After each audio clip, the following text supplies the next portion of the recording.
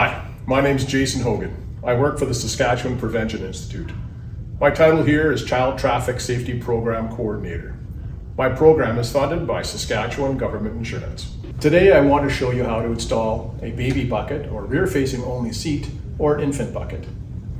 Always refer to your instruction manual how to install this seat in your vehicle. And always remember to send in your registration or warranty card. It's really important if there's any recalls or design flaws on your seat. I'm going to show you how to install the car seat using both the seat belt and the Universal Anchorage System, otherwise known as UAS. When installing the rear-facing only seat, you must ensure it's not installed in front of an active airbag and must be turned around rear-facing. First thing you want to do is you want to remove the top of the seat from the base. You're left with the rear or the bottom of the bucket. You want to place the seat as far back into the seat as far as it can go. I'm going to show you how to install it first using UAS or the Universal Anchorage System. This is a UAS connection or connector. This is, I call a J-hook because it looks like the letter J. When installing this in a seat, you want to make sure you find the UAS anchor, which is on the bottom bite of the seat. You put it in, you hear an audible click. This side is the same. You put it in, you'll hear an audible click. Now, when the seat is in this position, you want to take what's left of this seat belt and tighten it up. Make sure the seat belt or the UAS strap is not twisted in any way. Now, you want to push the seat into the back of the seat, and you want to push down and then pull up on the strap. The base for this rear-facing only seat is installed. We want to see less than 1 inch of play side to side, forward and back. This base is properly installed.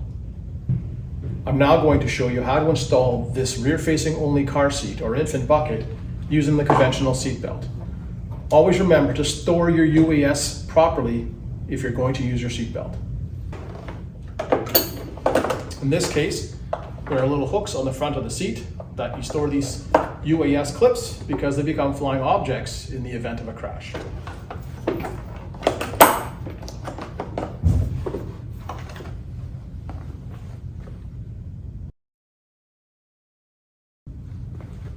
To install this base using the conventional seat belt, you want to make sure that you go through the belt path on the base.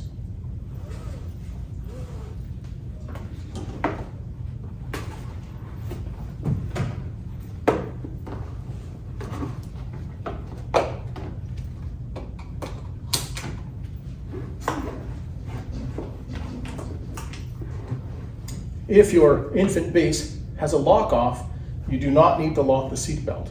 This base does not have a lock-off, a built-in lock-off, so we need to lock the seat belt. So how you lock the seat belt is you pull it out all the way until you hear that click.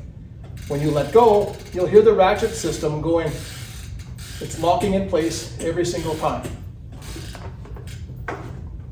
At this point, it's pretty easy to install. You want to make sure you're using the same technique I showed you before using the Universal Anchorage System. Push all the way to the back. You can push down on the seat here and pull up on the seat belt, closest to the buckle. Make sure that the seat belt is flat with no twist, and you can hear it ratcheting back into that system. Again, we want less than 1 inch of play side to side, forward to back. This seat is installed correctly. In today's vehicles, some rear seats are very bucketed, meant for adults. Sometimes the car seat cannot be leveled off properly because there's no leveling foot in the back of the seat. You are allowed to use a pool noodle or a rolled up towel taped with some duct tape to keep things in place. So in this case, I've raised up the footer in the front. I'm going to place the pool noodle in the back, and now you can see that the seat is more level. If you don't have access to a pool noodle, You can also use a rolled up towel using some duct tape as well. It does the same thing. Adversely, you can also use maximum of 3 pool noodles taped together to get that correct height. Once your base is installed, you can put your bucket into the base. You will always hear an audible click, just like you heard. The base and the bucket are installed correctly. In a perfect world, we do not want to see any movement side to side or forward to back. If you can't get it that tight, 1 inch or 2.5 centimeters is acceptable.